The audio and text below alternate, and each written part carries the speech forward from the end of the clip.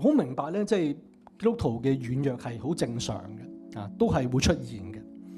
但係我哋卻唔能夠去俾呢份嘅約成為我哋嗰個嘅常態。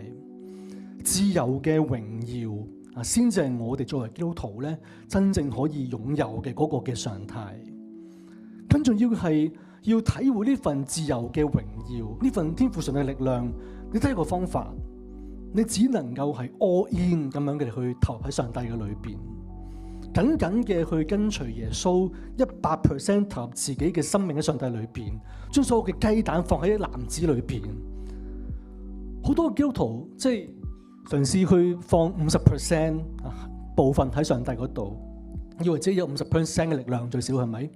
？30% 就30% 嘅力量，70% 70% 嘅力量。但我俾你聽，30、50、70，通通結果都係0。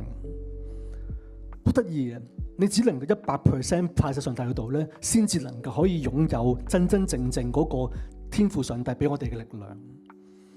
只能夠係100% 放晒上帝嗰度，盡心盡性盡意盡力，將你生命嘅全部放晒嗰度，先能夠真正去體會到即係上帝自由榮耀嘅能力，100倍、1000倍咁樣嘅嚟到去得到呢份嘅力量。